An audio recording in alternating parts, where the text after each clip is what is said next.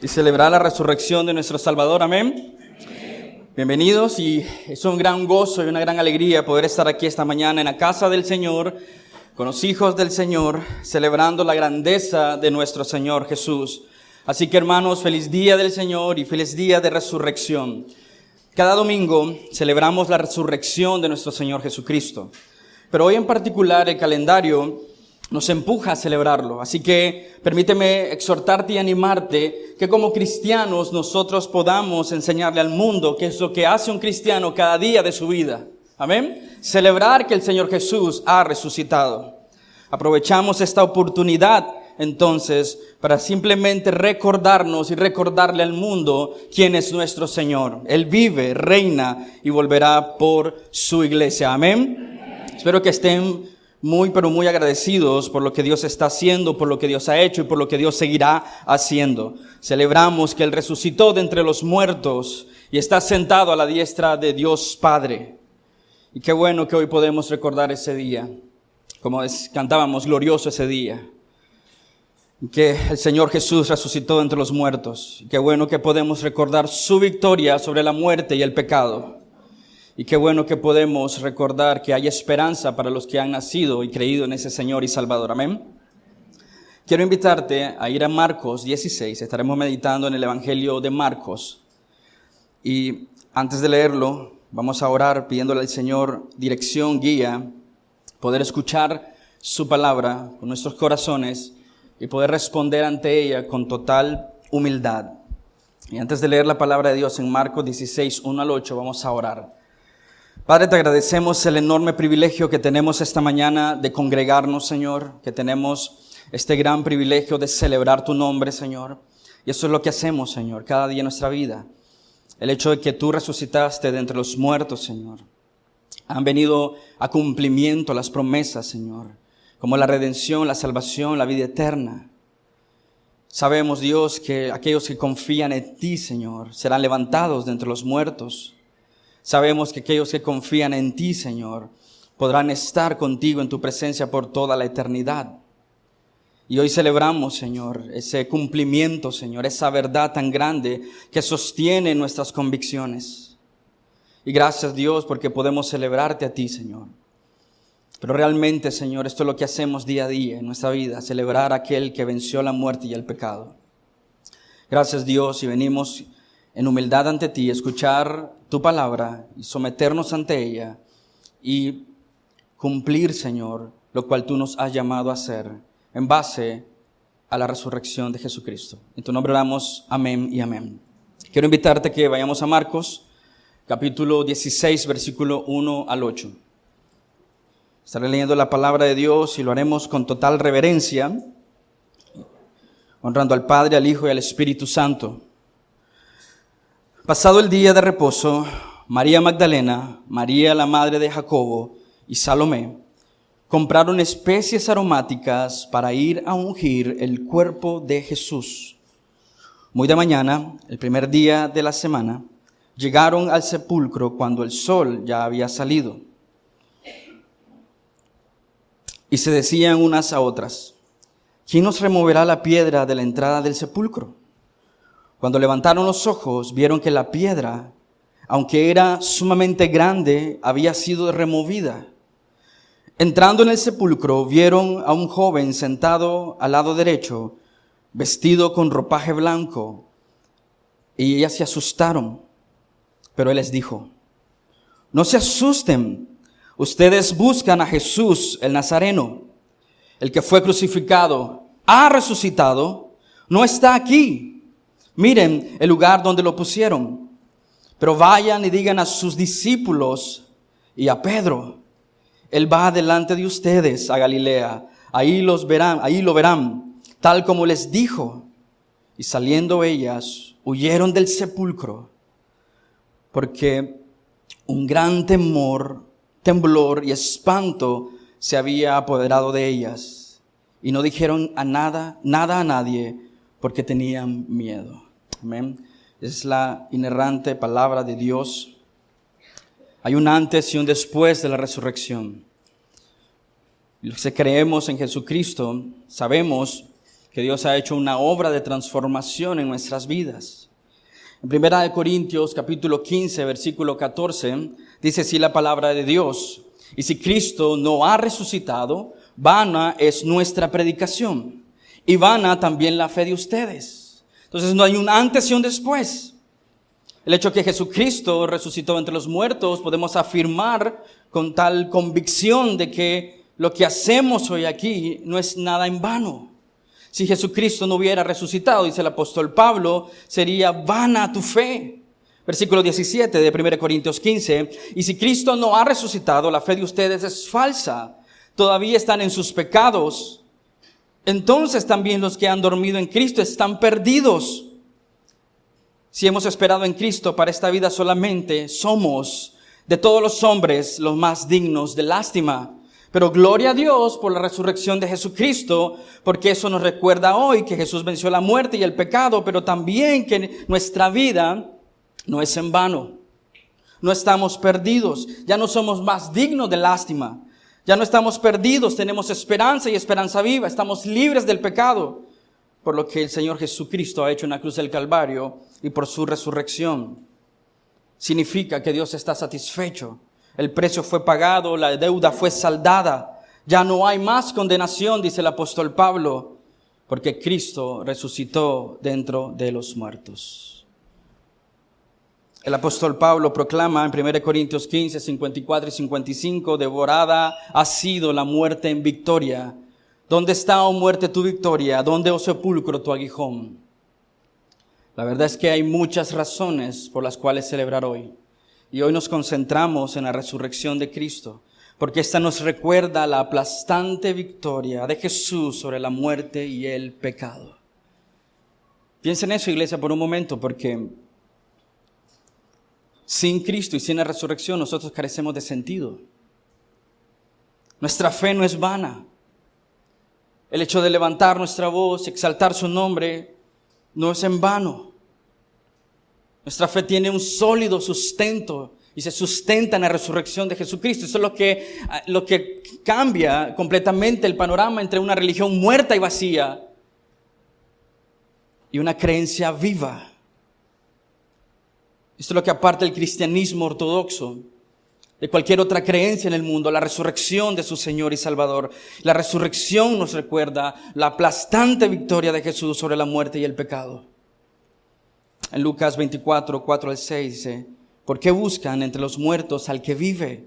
No está aquí, sino que ha resucitado. Y leímos en Marcos 16, la versión de Marcos, diciéndole: no se asusten, ustedes buscan a Jesús el Nazareno, el que fue crucificado, que le dice, ha resucitado, no está aquí, miren el lugar donde lo pusieron, está vacío, la tumba vacía, la cruz vacía, pero el trono está ocupado por ese Señor que resucitó. Y ese es el Señor que hoy adoramos y exaltamos. Es sorprendente, hermanos, puesto que Dios tomó lo que aparentemente era el fracaso más grande de la historia, la muerte de Jesucristo, y fue convertido en la más grande victoria.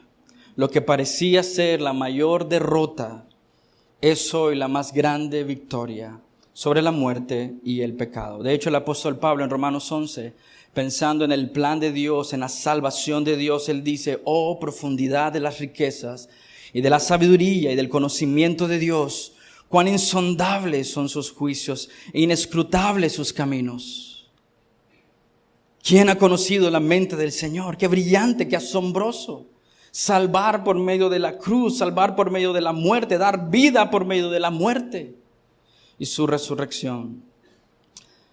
¿A quién llegó a ser su consejero? ¿O quién le ha dado a él primero para que se le tenga que recompensar? Porque de él, por él, para él son todas las cosas, a él sea la gloria para siempre. Amén. Hoy celebramos a ese Dios todopoderoso que ideó el plan más grande de redención en la muerte, pero también en la resucitación, en la resurrección de Jesucristo entre los muertos. Meditemos en Marcos 16 y veamos que estos textos nos informan y nos enseñan y cómo podemos meditar en ellos y aplicarlos a nuestra vida. Y si tú has leído el Evangelio de San Marcos, Habrás notado que es es el evangelio más corto. De hecho, no necesitas leerlo. Si solo revisas cuántos capítulos tiene, lo mejor sería que lo leyeras, pero puedes hacer esta observación simplemente viendo la cantidad de capítulos que tiene. Y este es el evangelio más corto. Su estilo es un estilo conciso. Marcos no es tan detallista y técnico como lo es el evangelio de Lucas. Está escribiendo un doctor, un evangelio muy detallado, muy técnico.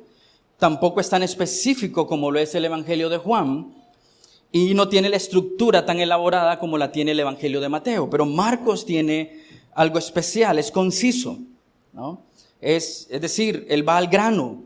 Sus relatos son cortos, sus relatos van directo al punto. Él se mueve directo a la acción, ese es su estilo. Y su estilo está informándonos algo. Okay, ¿por qué es importante esto de la estructura o ver cómo Marcos está escribiendo? Él está escogiendo como instrumento en las manos de Dios, como siendo inspirado por el Señor para escribir este evangelio. Está escogiendo las cosas que Él quiere que nosotros leamos y a partir de ahí poder entender qué es lo que Dios quiere. Entonces, Él no simplemente va a escoger la historia más corta, Él va a escoger las palabras puntuales para enseñarnos a nosotros. Él va a escoger cuidadosamente qué es lo que va a decir, porque tiene un fin y un propósito. No simplemente era hacernos una lectura más fácil de los evangelios. Él quería recalcar un punto. Y esto es muy importante en la estructura, porque Él va a escoger cuidadosamente qué decirnos. Entonces, el estilo del evangelista Marcos se mueve rápidamente a través de la acción y él usa una herramienta de repetición para que nosotros podamos entender un punto específico en todo el evangelio de Marcos. La repetición da énfasis, ¿no? Ustedes han escuchado esta palabra, de cierto os digo, está enfatizando. O cuando se dice amén, amén, está enfatizando. O cuando la Escritura dice que Dios es santo, santo, santo, está haciendo un énfasis. Entonces Marcos en su estructura ha hecho un énfasis que para aquel lector que ha leído todo el evangelio lo pudiera notar, que al punto de llegar al final, esta repetición estuviera haciendo un eco detrás de los textos que acabamos de leer. Permíteme mostrártelo para que puedas entender lo que está pasando en Marcos 16 a la luz de esta repetición. Marcos 8, 31 al 32 dice así, lo vamos a leer con calma para que podamos capturar lo que está pasando ahí. Jesús comenzó a enseñarles que el Hijo del Hombre debía padecer muchas cosas y ser rechazado por los ancianos, los principales sacerdotes y los escribas y ser muerto y después de 3 días resucitar. Y les decía estas palabras, ¿cómo dice Marcos? Claramente, ¿no? Está claro. Si solo hubiéramos tenido este texto en todo el Evangelio de Marcos, era suficiente para entender el énfasis que Marcos está haciendo ahí. Pero Marcos repite esta nueva frase en Marcos 9:31, porque enseñaba a sus discípulos y les decía, el Hijo del Hombre será entregado en manos de los hombres y lo matarán, y después de muerto, a los 3 días resucitará. Está repitiendo el mismo mensaje. Marcos 10, 33, 34.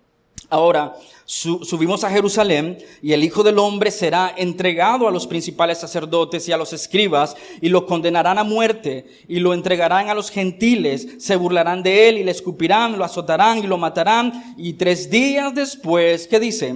Resucitará. ¿Estás viendo el mismo mensaje? La simpleza en Marcos es porque quiere hacer el énfasis, ¿no? De que él va a resucitar de entre los muertos. Entonces, ves esto claramente, es simple, es perceptible. Él quiere que veamos que Él enseñó claramente que sufriría, que Él enseñó claramente que moriría, pero también Él enseñó claramente que resucitaría al 3er día. Cuando leemos Marcos 16, esta repetición tiene que ser un eco en lo que vemos en la historia de Marcos 16. Entonces eso nos viene a lo primero. Acabamos de leer la historia en Marcos 16. ¿Qué es lo que dice que pasó ese día? Versículo 1 de Marcos 16. Pasado el día de reposo, María Magdalena, María la madre de Jacobo y Salomé compraron especies aromáticas para ir a ungir a un muerto. Presta atención a lo que está pasando en todo Marcos. Hay una repetición constante. Voy a sufrir, voy a morir, voy a resucitar. El domingo en la mañana, tú esperarías que sus discípulos estuvieran afuera de esa tumba, pero no están. Y puedes ver que Marcos que es muy corto y conciso, nos está diciendo muchos detalles acerca de que estas mujeres compraron para poder ir a la tumba. Llevaban especias aromáticas porque ellas esperaban todavía encontrar a quién, al Salvador, en esa tumba. Noten que Marcos se atreve a decirnos, era la preocupación tal de ellas que mientras iban de camino a la tumba, iban pensando en una preocupación. ¿Cuál era? ¿Cómo vamos a hacer para mover esa inmensa piedra? Entonces todos esos detalles empiezan a vislumbrar una gran luz porque Marcos es conciso. Y las cosas que está diciéndonos es para que tú y yo podamos aprender de ahí.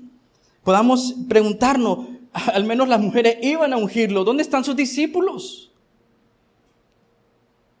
¿Por qué no están listos? ¿Por qué no están esperándole? Vamos a ver un contraste que nos da Mateo. Así que te invito a ir a Mateo 26, versículos 62 al 66. Y esto ocurre el día anterior. Pero es un contraste. Entonces el sumo sacerdote, levantándose, le dijo: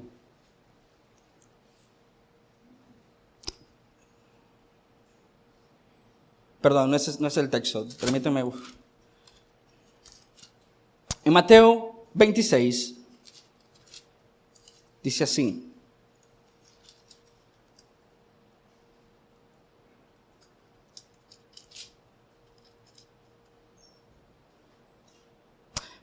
Mateo 27, 62. Hay un error en mi cita. Mateo 27, 62. Al día siguiente, que es el día después de la preparación, se reunieron ante Pilato los principales sacerdotes y los fariseos y le dijeron: Señor, nos acordamos que cuando aquel engañador aún vivía, dijo: después de 3 días resucitaré. ¿Quiénes son estos que recordaron las palabras de Jesús y la enseñanza de Jesús? Son los fariseos. Lo que quiero que veas es el gran contraste. Ellos no estoy diciendo que ellos creían, de hecho están llamándole mentiroso al Señor Jesús, pero ellos se están moviendo bajo una convicción. Él dice, Él dijo que resucitaría, no vaya a ser que sea verdad, sellemos mejor entonces la piedra. Pero sus discípulos ni siquiera le dieron el beneficio de la duda. Y aquellos que no creían en Él le habían dado el beneficio de la duda, que se levantaron temprano para ir a hablar con los dirigentes y decirle: ¿nos puedes poner soldados y nos permitís sellar la piedra? ¿Acaso nosotros hemos vivido nuestro cristianismo así? Que no confiamos y no creemos en las promesas del Señor, a pesar de que se nos repiten constantemente una y otra vez, una y otra vez, una y otra vez. Yo vuelvo pronto, vengo por una iglesia pura y santa y sin mancha. Podríamos rápidamente juzgar a los discípulos y decir: qué barbaridad, ¿por qué no creyeron? Qué barbaridad, ¿por qué no estaban allá afuera? Qué barbaridad, ¿por qué no estaban celebrando el día de la más grande celebración? Pero nosotros somos iguales. Está ahí solamente para mostrarnos que luchamos igual, porque no se nos ha repetido solo 3 veces las mismas verdades del Evangelio, de arrepentirnos y volvernos al Señor.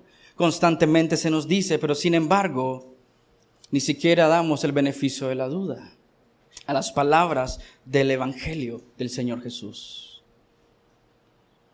Pareciera que los fariseos pusieron más atención al Señor Jesús, que se anticiparon con la probabilidad de que Él se levantara de los muertos. Incluso pensaron: si no se ha de levantar de los muertos, sus discípulos lo van a robar para que crean que sí se levantó de los muertos. ¿Y sus discípulos dónde estaban? Lo más probable es que estaban tristes, confundidos, con temor, desanimados. Los evangelios nos relatan que 2 de ellos iban camino a Emaús y que iban platicándose lo que había ocurrido.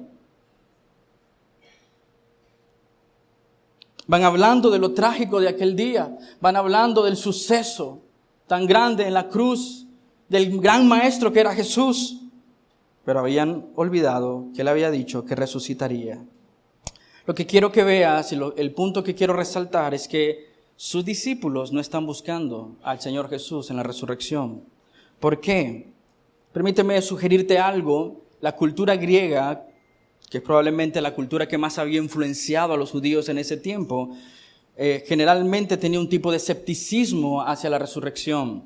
La cultura griega era predominante en ese momento y no creía en la resurrección, al menos la gran mayoría. De hecho, enseñaban que la muerte era un tipo de castigo, la muerte era un tipo de liberación del castigo de un cuerpo físico. Por tanto, la resurrección era un pensamiento griego. Quizás entonces estaban tan llenos de afuera que no estaban poniendo atención a lo que el Señor había enseñado. Y eso sucede aquí en este tiempo. Las iglesias están más llenas de lo que enseña la cultura, en lugar de lo que enseña la palabra de Dios. Pero no solamente la cultura griega, la tradición judía creía en una resurrección, pero es una resurrección general. No estaban esperando al Señor Jesús. Quizás esa resurrección de un solo hombre era una novedad para ellos. Pero lo que quiero decirte es que quizás estaban escuchando más lo que estaba afuera que escuchar atentamente lo que el Señor Jesús les había enseñado. Y eso nos pasa a nosotros como iglesia muchas veces. Estamos poniendo atención más lo que enseña el mundo que lo que enseña su palabra. Y creemos más en la cultura que lo que enseña su palabra. No sé si lo has visto, pero ya creo que ya es masivo. Que en los Estados Unidos hoy se decretó como el Día de Visibilidad Transexual. Esa es la basura del mundo informándole a la gente dentro de las iglesias. Y muchos pastores van tras estas corrientes filosóficas diciendo, es cierto, la Biblia es demasiado obsoleta y vieja, vivimos en una nueva cultura. Pero es falso. ¿A quién vamos a escuchar? Y quizás para nosotros es algo chocante. Vivimos prácticamente casi en una cultura cuasi conservadora. ¿Sí? Pero no lo es. Tú necesitas solo encender la televisión y poner todos los canales nacionales y no es una cultura cuasi conservadora. Queremos pensar que somos una cultura conservadora, pero hemos perdido el horizonte como una cultura moral. Y no se diga que todo eso está fuera y muchas veces está dentro de la iglesia.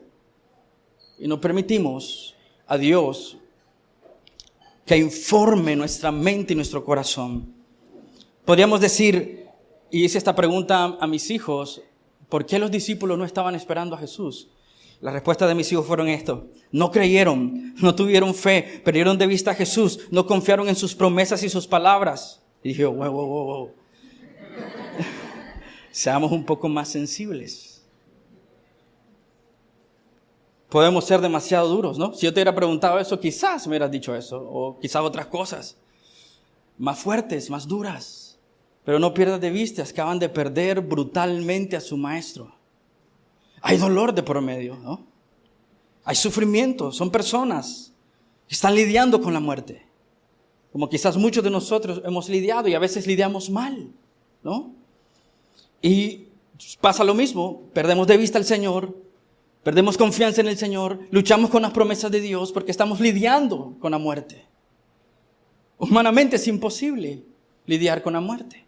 Necesitamos a aquel que resucitó y la venció para poder tener su cosmovisión y su visión, para poder enfrentar la vida momentos como esto. Y podemos ser demasiado duros y exigentes, crueles con los discípulos, que podríamos a criticarlos por su cobardía. Son unos cobardes, ¿cómo van a estar esperando a su Señor?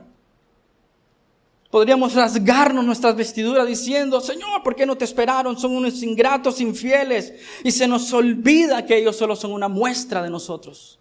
Así somos. Se nos olvida que nosotros con menos presión somos más infieles. Que nosotros con menos presión somos más rápidos a desanimarnos en nuestro caminar de fe. Ellos habían perdido a su maestro brutalmente. Por supuesto, lidiar con la muerte no es fácil. Vienen muchas dudas al corazón. Y eso está ocurriendo ahí. El relato quiere ser tan franco y tan honesto para que nosotros podamos ver la lucha humana ahí. Una lucha que nosotros podríamos tener. Tú podrías estar sentado ahí con dudas en tu corazón. Tú podrías estar sentado ahí luchando con temor. Tú podrías estar sentado ahí luchando con amargura en tu corazón, con incredulidad, pensando, ¿será que lo que Dios ha prometido y ha dicho es verdad para mí? Aún en estas circunstancias tan difíciles y tan duras, ¿será que Dios va a cumplir sus promesas para nosotros? ¿Será que con lo que estoy viviendo, con lo que estoy experimentando, puedo aún confiar en Dios? Somos iguales. Pero gloria a Dios por la resurrección, porque nos da aliento y ánimo para poder caminar. Por supuesto, no te estoy llamando a que excusemos la incredulidad de los discípulos. Simplemente te estoy diciendo, mira todo el panorama para que podamos aprender de ahí. Jesús les había anunciado que iba a resucitar. Se los había enseñado. Les dijo, esto va a ocurrir. Y eso ocurrió precisamente. Pero también les dijo que Él iba a resucitar. Debemos entender entonces que Dios nos está enseñando acerca de nuestras propias luchas. Nos vemos reflejados en la duda, en el temor, en la incredulidad. Nos vemos abrumados por las situaciones difíciles que no podemos controlar. Nos vemos sobrecogidos, asombrados por las cosas con las que no podemos lidiar. Y así como respondemos habitualmente cuando no podemos manejar las cosas que estamos llevando. Con duda, con temor, con aflicción, con miedo, incrédulos. Pero el Señor tiene tanta misericordia y tanta gracia, ¿no? Marco nos dice que las mujeres respondieron con temor. Tantas señales de alguien que habla poco. Era para decir, un hombre sentado a la orilla de la tumba, vestiduras blancas, uno, dos, ¿no? Podríamos decir eso. Pero se nos olvida que simplemente nos están mostrando que así somos nosotros. De hecho, el apóstol Juan nos dice que María pensó que habían robado el cuerpo de Jesús. Y después cuando sale desesperada de la tumba, le dice al jardinero que Juan nos dice, y Jesús estando ahí, ella pensó que era el que cuidaba el jardín. Le dice, dime dónde está el cuerpo, dímelo para ir a traerlo. Esa es una escena llena de pesimismo, pero nos sirve de escenario y plataforma para recordarnos la vida sin la resurrección. Sin el poder de la resurrección, nuestras vidas serían vidas más caóticas, llenas de más angustia, más depresión, más ansiedad, más temor, más culpabilidad y más incredulidad. Y permíteme explicarte por qué digo más esto, más lo otro. Porque en este mundo aún hay aflicción. Aún como creyentes necesitamos entender que pasaremos nuestra vida de entre el caos, hasta entender y madurar en la fe, llegar a ser como el Señor Jesucristo. Pero estamos en ese proceso, pero sin la resurrección es caos completo y total. Es negrura, es oscuridad, es vivir sin dirección, es vivir en angustia, en depresión, en ansiedad, en temor, en culpabilidad, en inestabilidad. Eso es lo que la resurrección está haciendo. Ese es el antes y ese es el después. Una vida sin seguridad, llenos de culpabilidad. Lo que quiero decirte es que no seríamos muy distintos a los discípulos, porque muchas veces así estamos enfrentando nuestra vida con mucha inseguridad, con mucho, pero mucho temor, con mucha ansiedad, con mucha preocupación, que no nos deja ver la verdad de Dios. Ellos lo sabían. O sea, imagínate que ellos tenían al mejor maestro enseñándoles la verdad. Y aún así lucharon. Por eso les tengo paciencia. Ustedes no tienen al mejor maestro, pero tampoco son los mejores estudiantes. Estamos a mano. No, pero lo que quiero que veas es que aún con el Señor, el corazón de un hombre es dado a la duda, a la incredulidad, y necesitamos refugiarnos en las verdades del Evangelio para estar firmes e inamovibles. Quiero que miremos el mensaje que el Señor Jesús les deja a sus discípulos, versículos 6 y 7 de Marcos 16. Quiero que lo miremos así. Es un mensaje que el Señor Jesús le está dejando a sus discípulos. Y el trabajo de un mensajero es dar el mensaje que se le ha dado. Eso se le ha confiado un mensaje. Él no va a interpretar el mensaje. Él no va a cambiar las palabras. Él va a decir exactamente lo que el Señor le ha dicho que diga. Y este mensajero le dice, no se asusten. Ustedes buscan a Jesús el Nazareno, el que fue crucificado. ¿Qué les dice? Ha resucitado. No está aquí.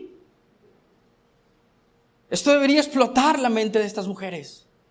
Pero sin embargo, Marco nos dice que respondieron con temor. Quizás con duda en sus corazones. Ha resucitado, no está aquí. Miren el lugar donde lo pusieron. O sea, está la evidencia, está vacío. Pero miren, quiero que noten el verso 7. Pero vayan, digan a sus discípulos y a Pedro, él va delante de ustedes.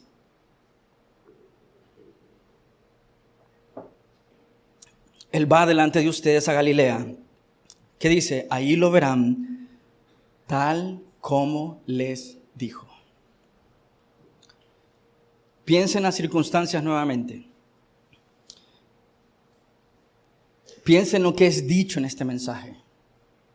Piensa en el ánimo de aquel grupo pequeño de hombres y mujeres que están lidiando con la culpa, que están lidiando con la ansiedad, que están lidiando con su fracaso. Sienten el peso de su fracaso. Sienten el peso de que ellos lo abandonaron.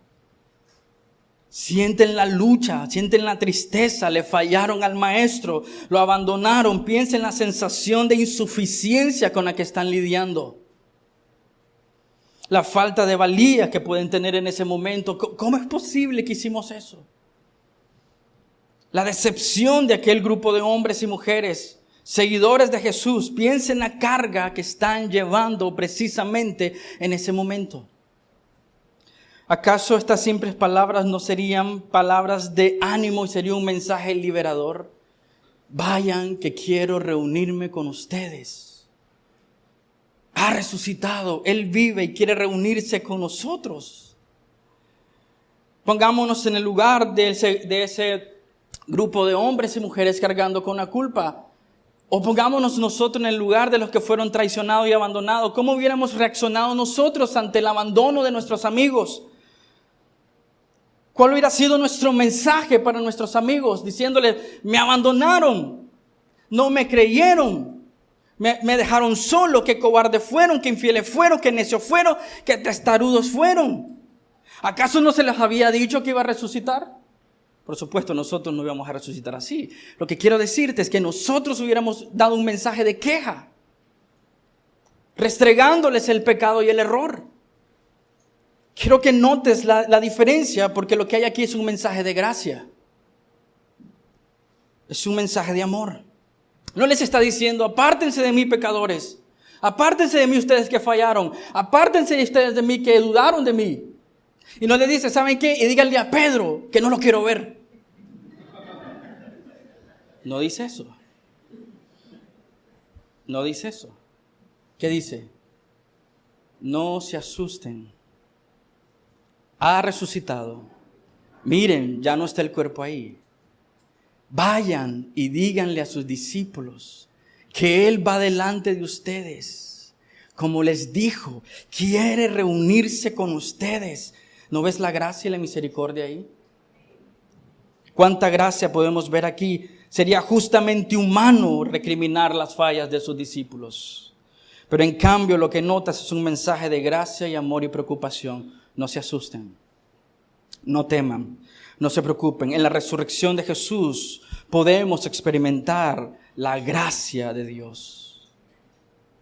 Es en la resurrección de Jesús que podemos experimentar la gracia y la misericordia de Dios en nuestras vidas. Y por eso lo celebramos con tanto vigor, con tanta fuerza y con tanta pasión, porque hemos experimentado una gran gracia. Debe llamarte poderosamente la atención que Él quiere animar a sus discípulos. Pero enfatiza a quién.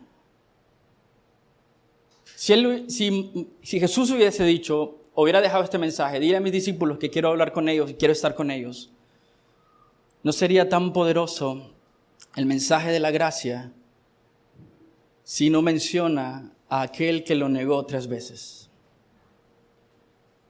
¿Crees que Marco está siendo creativo aquí?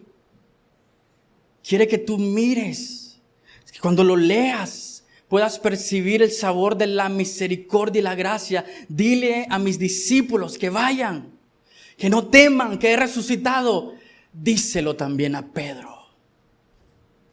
Díselo a él. Qué poderosa aplicación del evangelio, ¿no? Es poderoso porque estás viendo que Jesucristo murió por los pecados, Y ahí mismo en la resurrección está aplicando el evangelio. Diles que he resucitado, que no teman, que quiero estar con ellos, quiero reunirme con ellos. Pero díselo también a Pedro. Qué poderosa aplicación del evangelio para la vida de aquellos discípulos que habían fracasado. Notemos algo importante en Colosenses 2:13 al 14, para que podamos ver esta conexión. Y cuando ustedes estaban muertos en sus delitos y en la circuncisión de su carne, Dios les dio vida abundante con Cristo, habiéndonos, ¿qué dice? Perdonado todos los delitos. Dile a mis discípulos que quiero estar con ellos. Y díselo también a Pedro. ¿Qué ocurrió en la cruz? Esto mismo.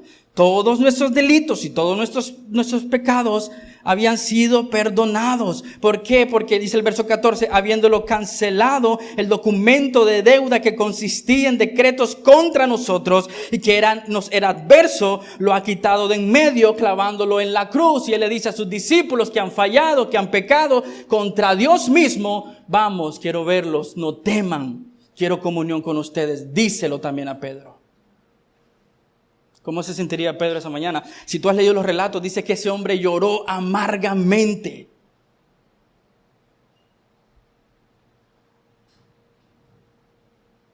¿Qué hay en las palabras de Jesús que muestran el poder de la resurrección tan personal para aquellos discípulos, pero tan personal para nosotros como sus hijos, y que debe estar cercano a nuestro corazón? En la resurrección de Jesús podemos experimentar y disfrutar paz con Dios. Aquellos momentos antes de la resurrección eran guerra en la mente y en el corazón. Y el mensaje del ángel de que quiere reunirse con sus discípulos anticipa la paz de la resurrección en la vida de los creyentes, porque por medio de lo que Cristo ha hecho en la cruz del Calvario y debido a la resurrección, sus hijos podemos disfrutar paz con Dios. Lo que Marcos está enfatizando y los evangelios enfatizan es esa paz que podemos tener con Dios por medio de los méritos de Jesucristo. Por medio de la resurrección, Jesús nos da paz con Dios. Los que creen en Jesús, los que se han arrepentido de sus pecados, los que le confiesan como Señor y Salvador, pueden disfrutar de esa paz con Dios, porque ya no son enemigos de Dios. La deuda fue pagada. Romanos 3, 24 al 25, todos son justificados gratuitamente por su gracia, por medio de la redención que es en Cristo Jesús, y a quien Dios exhibió públicamente como propiciación por su sangre a través de la fe, como demostración de su justicia, porque en su tolerancia Dios pasó por alto los pecados cometidos anteriormente para demostrar en ese tiempo su justicia, a fin de que Él sea justo y sea el que justifica al que tiene fe en Jesús. Los que han creído y confiado en el Señor Jesucristo tienen paz con Dios. Cuánto alivio, cuánto descanso en el corazón de aquellos discípulos que no son recriminados por su fracaso. Lo que debes recordar, creyente, hermano, es que la gracia de Dios sigue siendo mayor. Oh, qué bello amanecer sabiendo que hay paz y paz con Dios. Romanos 5, 1 al 2 dice, por tanto, habiendo sido justificados por la fe, tenemos paz para con Dios por medio de nuestro Señor Jesucristo. El énfasis es la paz por medio de Cristo Jesús. Lo que quiero decirte es que si tú no tienes a Cristo Jesús, tú no tienes paz. Hay enemistad entre tú y Dios. Tú eres su enemigo. Efesios capítulo 2, cuando éramos, dice, enemigos, está hablando de cristianos, creyentes que han nacido de nuevo. Lo que quiere decir que si tú no te has arrepentido de tus pecados, tú eres en este momento un enemigo de Dios. Tú no puedes disfrutar de esa paz. Cuánta gracia se experimentó aquella primera mañana de resurrección. Sus discípulos fueron receptores de perdón. ¿Lo puedes ver? Cuánta gracia se experimentó aquella primera mañana de resurrección. Sus discípulos fueron receptores del perdón. Toda la culpa de su fracaso se disipó como la niebla se disipa cuando los rayos del sol alumbran. Era demasiado bueno para ser verdad. Jesús no los rechaza, no los condena y les dice que quiere estar con ellos, que quiere reunirse con ellos, va delante de ellos y espera reunirse con ellos.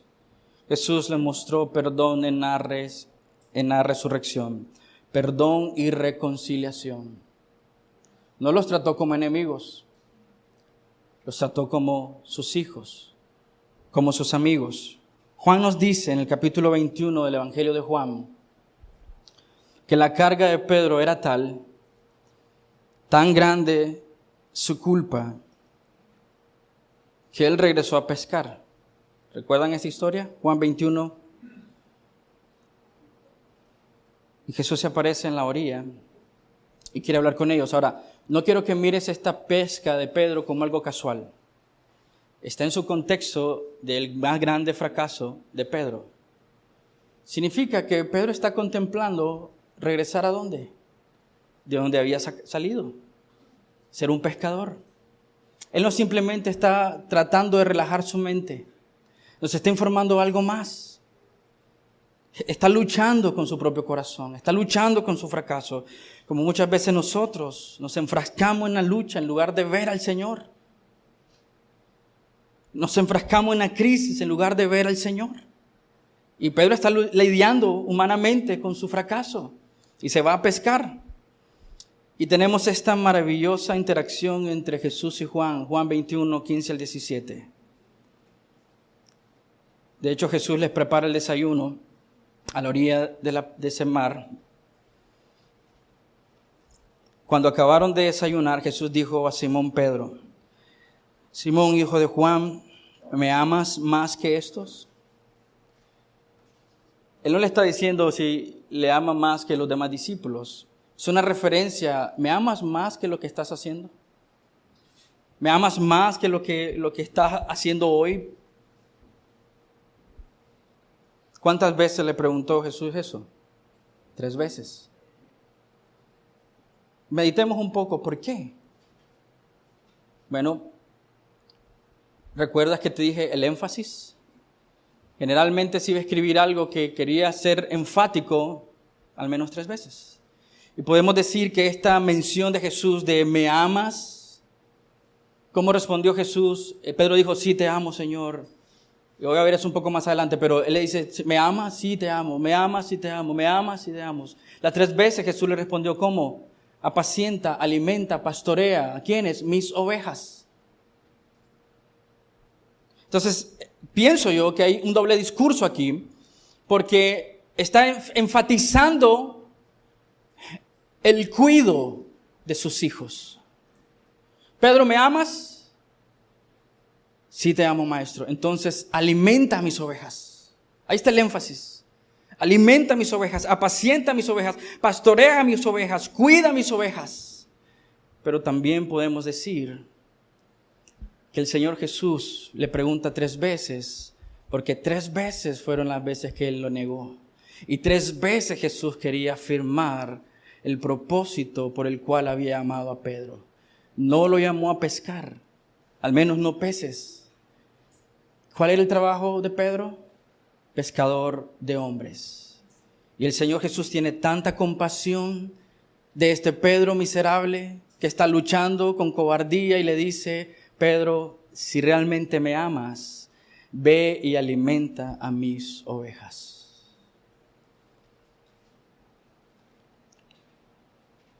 Ese es el gran mensaje de la resurrección. Que en Cristo hay perdón, paz, gracia y reconciliación. ¿Lo puedes ver? No podremos disfrutar de la resurrección sin experimentar que en Cristo Jesús nosotros hemos sido perdonados. Que en su resurrección nosotros tenemos paz con Dios. Que en su resurrección disfrutamos de su gracia. Hay reconciliación. Podemos sentarnos, dice el apóstol Pablo en Efesios, a la mesa con nuestro Señor y disfrutar de sus bendiciones. Por el poder de la resurrección, porque Pablo dice que si Jesús no hubiese resucitado entre los muertos, vana sería nuestra predicación y vana sería nuestra fe. Pero gracias al Señor Jesucristo, que ha resucitado entre los muertos, tenemos una razón por la cual vivir. Podemos disfrutar de la resurrección en su perdón, en su gracia, en su misericordia para con nosotros. Hay un mal sabor aún aquí, sí. Si ustedes notan, tal vez su Biblia lo dice, el capítulo 16 tiene una nota. Puede ser el inicio, puede ser al final del versículo 8 o al inicio del versículo 9, que dice que los versículos del 9 y el 20 no están en los manuscritos más antiguos. Sabemos por los demás evangelios que ese no es el fin de la historia. No voy a discutir ahorita la parte crítica de estos versos, simplemente vamos a quedarnos con esta versión más antigua, en la que el Evangelio de Marcos hace un frenazo en seco en el versículo 8. ¿Qué dice el versículo 8? Leámoslos. Marcos capítulo 16, versículo 8. Por eso digo, hay como un mal sabor aquí.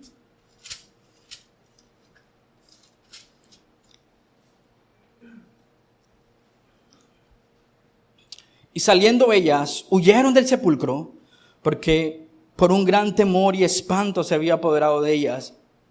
¿Y qué dice? No dijeron nada a nadie porque tenían miedo.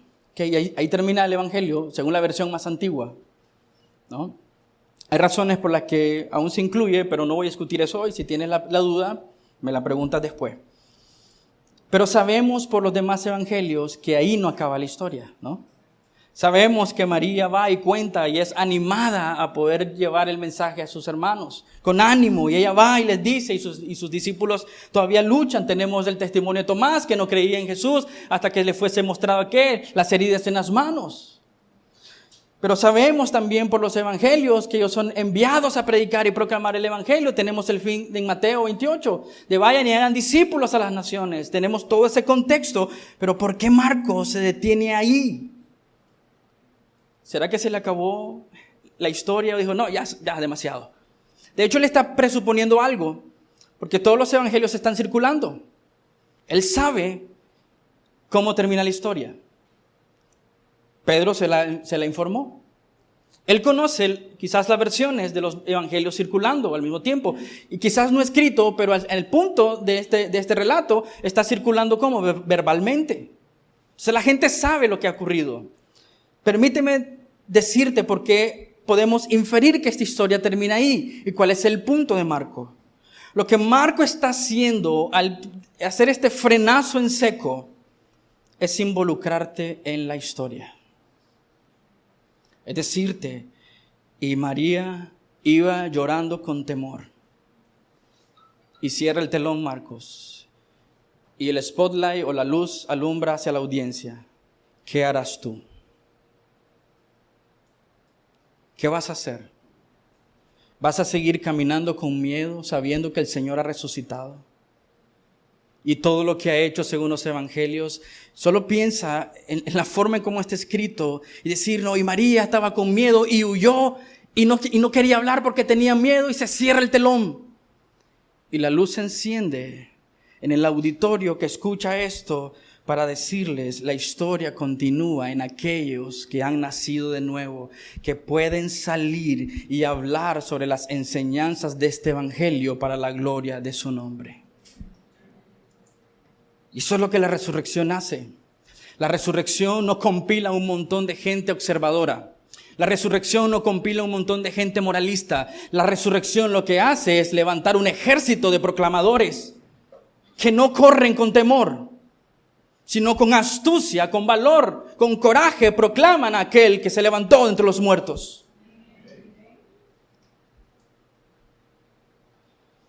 Marcos está convirtiéndonos en parte de la historia, y por supuesto es parte de nuestra historia.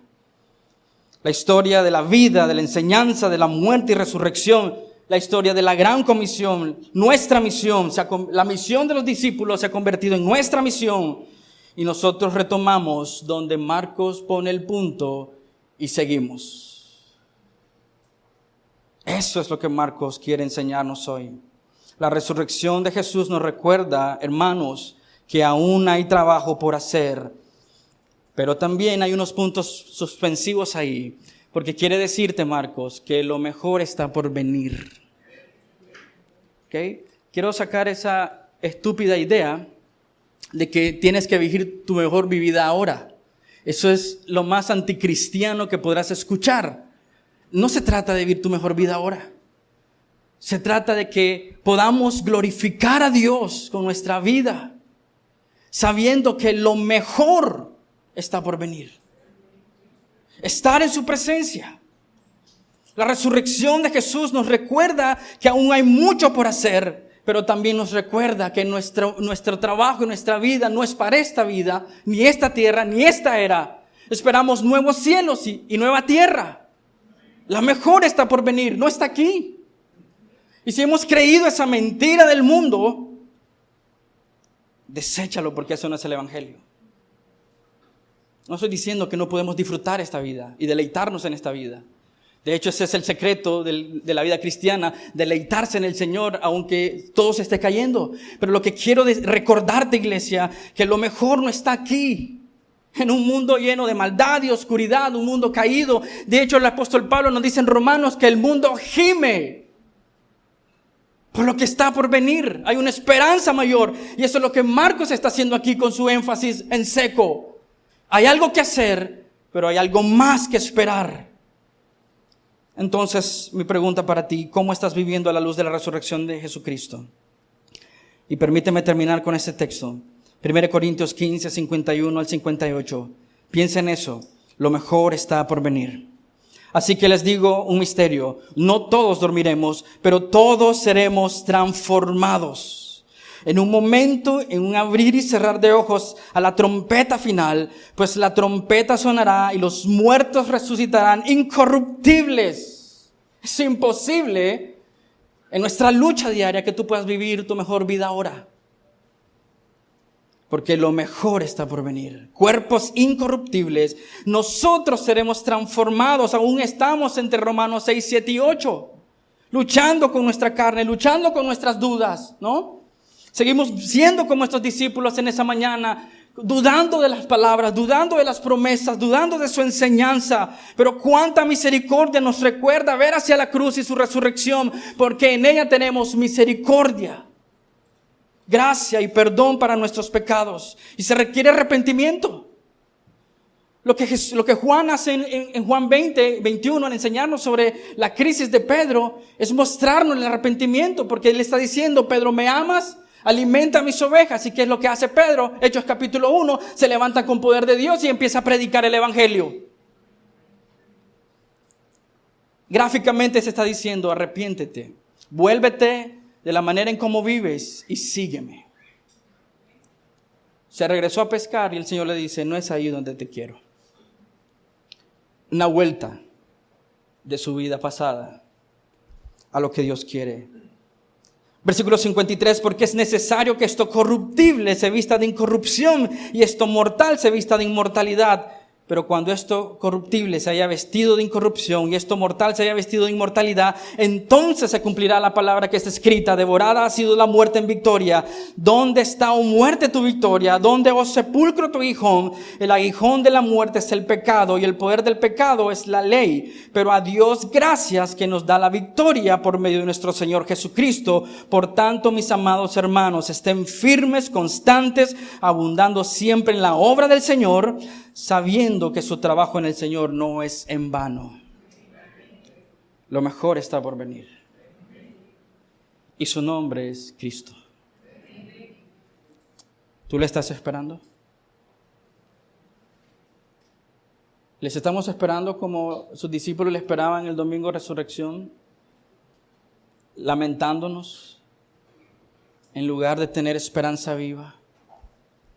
Es mi ánimo para ti, iglesia, que puedas pensar en la resurrección de Jesucristo y aplicarla a tu propia vida. Porque aún hay mucho que hacer, pero lo mejor está por venir. Oramos. Gracias, Señor, te damos por tu palabra. Bendecidos enormemente, Señor, en el hecho de meditar hoy, Señor, en el día del Señor, con el pueblo del Señor, con los santos del Señor, tu palabra.